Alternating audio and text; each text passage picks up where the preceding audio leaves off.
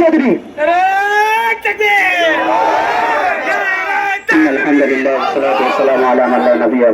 আলহামদুলিল্লাহ, ইসলামী আন্দোলন বাংলাদেশ বাসন থানা শাখা কর্তৃক আয়োজিত আজকে এই বিক্ষোভ মিছিল ও পূর্ববর্তী সমাবেশের উপস্থিত সম্মানিত তৌহিদি জনতা, সকলকে ইসলামী যুব আন্দোলন বাংলাদেশ গাজীপুর মহানগরের পক্ষ থেকে আন্তরিক মোবারকবাদ জানাই।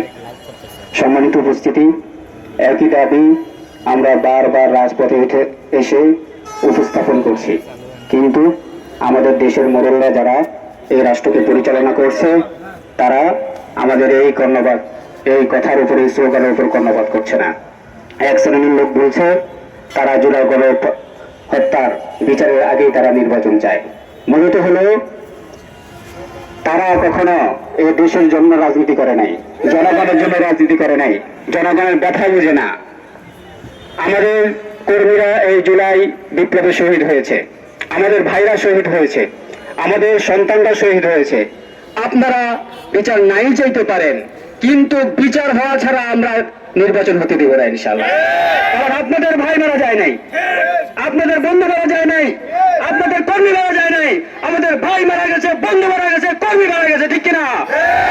আমরা এই জুলাই গণহত্যার বিচার সম্পূর্ণ করেই এই দেশে ইনশাআল্লাহ নির্বাচন হবে। সংগ্রামের সাথী বন্ধুগণ, এক শ্রেণীর লোক বিএনপি বলে তারা পিআর চায় না, পিআর জনগণ বুঝে না। আপনারা কি জনগণকে কলুর বলদ মনে করছেন? জনগণ কলুর বলদ না, জনগণ সচেতন। তারা সর্বোচ্চ পিআর সম্পর্কে ধারণা রাখে। পিআরে যদি আপনারা নির্বাচন না দেন, এই জনগণ ধারাবাহিক আন্দোলন করবে। এই আন্দোলনের নেতৃত্ব দেবে পীর সাহেব চরমনাই রহমত বারকাতুহু। আমরা ডানে বামে সামনে পিছনে থেকে রক্ত দিয়ে জীবন দিয়ে পিআর পদ্ধতিতে আগামীতে ইনশাআল্লাহ নির্বাচন আমরা করবো ইনশাআল্লাহ। এই আশাবাদ ব্যক্ত রেখে সামনের ময়দানে আমরা সকলে একত্রভাবে আমরা অংশগ্রহণ করব, এই আশাবাদ ব্যক্ত রেখে আজকের বক্তব্য এখানে শেষ করছি। আসসালামু আলাইকুম ওয়া রাহমাতুল্লাহ। সাথীয় বন্ধুগণ,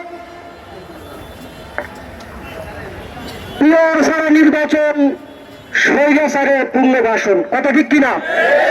সমাগত বন্ধু।